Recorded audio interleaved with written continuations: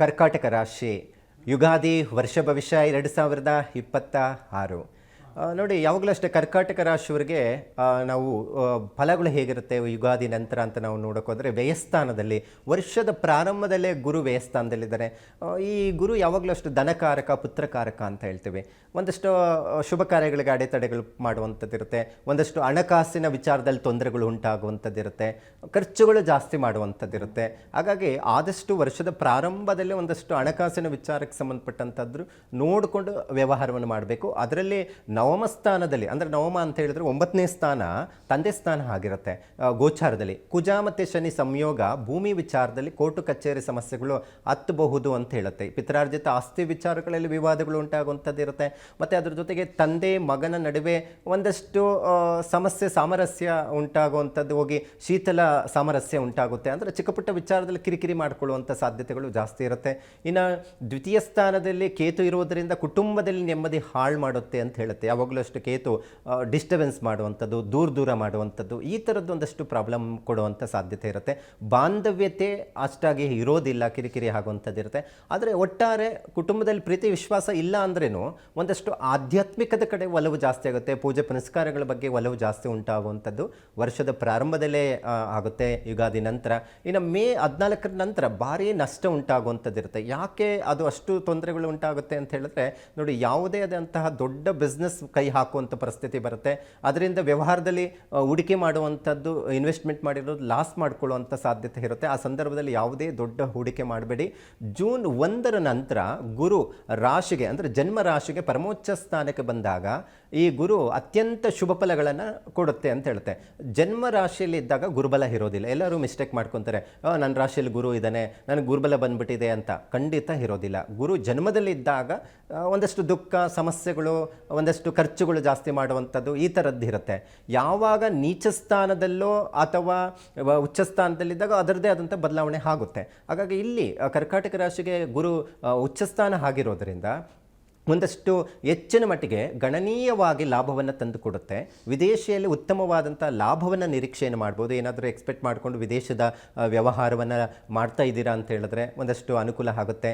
ಒಂದಷ್ಟು ಪ್ರಮೋಷನ್ ವಿಚಾರದಲ್ಲಿ ಏನಾದರೂ ಆಗುವಂಥದ್ದು ಇರುತ್ತೆ. ಸಂಬಳ ಜಾಸ್ತಿ ಆಗಬಹುದು ಉದ್ಯೋಗಸ್ಥರಿಗೆ. ಇನ್ನು ಸ್ವಂತ ಬಿಸ್ನೆಸ್ ಇರುವಂಥವ್ರಿಗೆ ಅಭಿವೃದ್ಧಿ, ಹೊಸ ಬಿಸ್ನೆಸ್ ಆರಂಭ ಮಾಡೋದಕ್ಕೆ ಶುಭವಾಗಿರುತ್ತೆ. ಸ್ವಂತ ವ್ಯವಹಾರದಲ್ಲಿ ಮಾಡುವಂಥವ್ರಿಗಂತೂ ಉತ್ತಮ ಆದಾಯವನ್ನು ನಿರೀಕ್ಷೆಯನ್ನು ಮಾಡಲಿಕ್ಕೆ ಸಾಧ್ಯ ಆಗುತ್ತೆ. ಇನ್ನು ವಿದ್ಯಾರ್ಥಿಗಳಿಗಂತೂ ವಿದ್ಯಾಭ್ಯಾಸದಲ್ಲಿ ಅಭಿವೃದ್ಧಿ. ಇನ್ನು ಜೂನ್ 8ರ ನಂತರ ಗುರು ಶುಕ್ರರ ಸಂಯೋಗದಿಂದ ಇದು ಗಜಲಕ್ಷ್ಮಿ ರಾಜಯೋಗ ತಂದುಕೊಡುವಂಥದ್ದಿರುತ್ತೆ. ಯೋಗ ಕೇಂದ್ರ ದೃಷ್ಟಿ ಯೋಗ ಅಥವಾ ನವಮ ಪಂಚಮ ಯೋಗವನ್ನು ಸೃಷ್ಟಿ ಮಾಡುತ್ತೆ ಅಂತ ಹೇಳುತ್ತೆ. ಅಂದರೆ ಈ ಯೋಗಗಳು ಏನಾಗುತ್ತೆ ಅಂತ ಹೇಳಿದ್ರೆ, ಆ ಗ್ರಹಗಳ ಸಂಯೋಗದಿಂದ ಈ ಐಷಾರಾಮಿ ಸಂಪತ್ತು ವೃದ್ಧಿ ಆಗುತ್ತೆ ಅಂತ ಹೇಳುತ್ತೆ. ಅಂದರೆ ಒಂದಷ್ಟು ಜೀವನವನ್ನು ಉತ್ತಮ ಮಟ್ಟಕ್ಕೆ ಕರ್ಕೊಂಡು ಹೋಗುವಂಥದ್ದು ಅಂತ ಹೇಳುತ್ತೆ. ಅದರಲ್ಲಿ ವೃತ್ತಿ ಜೀವನ ಆಗಬಹುದು, ಒಂದು ವೃತ್ತಿಯಲ್ಲಿ ಪ್ರಗತಿ ಕಾಣುವಂಥದ್ದು, ವಿವಾಹ ಯೋಗಗಳು ಉಂಟು ಮಾಡೋದು, ಸುಖ ಸಂತೋಷವನ್ನು ಲಭ್ಯ ಮಾಡುವಂಥದ್ದು, ಈ ಥರದ್ದು ಒಂದಷ್ಟು ಯೋಗಗಳು ಒಂದಷ್ಟು ತಿಂಗಳ ಕಾಲ ನಿಮಗೆ ಲಭ್ಯ ಆಗುವಂಥದ್ದು ಇರುತ್ತೆ. ಇನ್ನು ಜೂನ್ 22ರ ನಂತರ ತ್ರಿಗ್ರಹಿ ಯೋಗನೂ ಉಂಟು ಮಾಡುತ್ತೆ. ಈ ತ್ರಿಗ್ರಹಿ ಯೋಗ ಏನಪ್ಪ ಅಂತ ಹೇಳಿದ್ರೆ, 3 ಗ್ರಹಗಳ ಸಂಯೋಗ ಒಂದಷ್ಟು ಬಿಸ್ನೆಸ್ ಅಭಿವೃದ್ಧಿಗೆ ಕಾರಣ ಆಗುವಂಥದ್ದಿರುತ್ತೆ.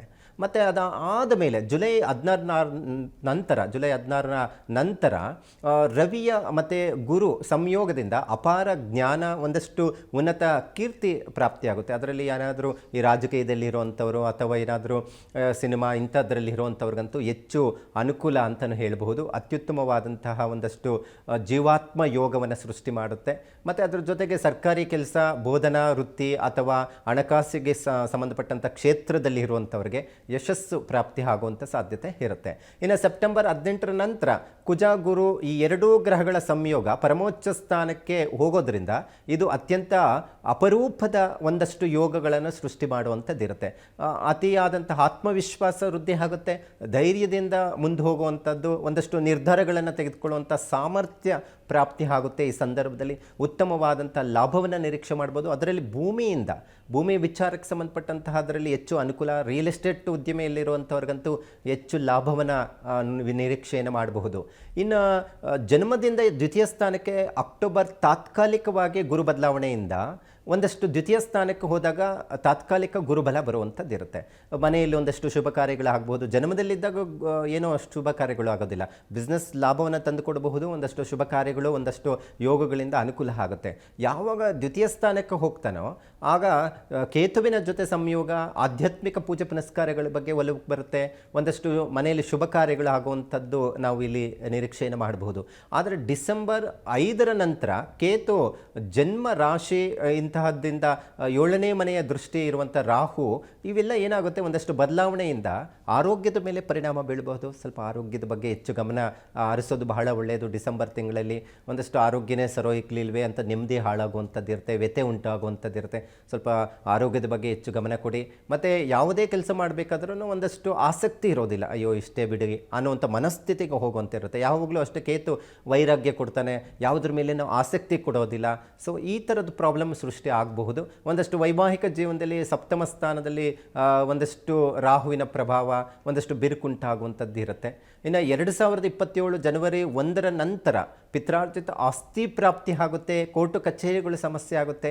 ನೋಡಿ, ಒಂದೇ ಥರ ಇರೋದಿಲ್ಲ. ಯಾವಾಗ ಗ್ರಹಗಳ ಬದಲಾವಣೆ ಆಗುತ್ತೋ ಒಂದಷ್ಟು ನಮ್ಮ ರಾಶಿಗಳ ಮೇಲೇನೂ ಬದಲಾವಣೆ ಆಗುವಂಥ ಸಾಧ್ಯತೆ ಇರುತ್ತೆ. ದೀರ್ಘಕಾಲದ ಒಂದಷ್ಟು ಆಸ್ತಿ ವಿವಾದಗಳು ನಿವಾರಣೆ ಆಗುತ್ತೆ. 2027 ವರ್ಷದ ಪ್ರಾರಂಭದಲ್ಲೇ ಇದು ಕಾಣಬಹುದು. ಒಂದಷ್ಟು ಆಭರಣಗಳು, ದುಬಾರಿ ವಾಹನ ಖರೀದಿ, ವಸ್ತುಗಳನ್ನು ಖರೀದಿ ಮಾಡುವಂಥ ಅವಕಾಶಗಳು ಪ್ರಾಪ್ತಿ ಆಗಲಿಕ್ಕೆ ಸಾಧ್ಯ ಆಗುತ್ತೆ. ಒಟ್ಟಾರೆ ನಾವು ಓವರಲ್ ಆಗಿ ನಾವು ನೋಡೋಕ್ಕೆ ಹೋದರೆ ಒಂದಷ್ಟು ಮಿಶ್ರ ಫಲವನ್ನು ನಿರೀಕ್ಷೆಯನ್ನು ಮಾಡಲಿಕ್ಕೆ ಸಾಧ್ಯ ಆಗುತ್ತೆ.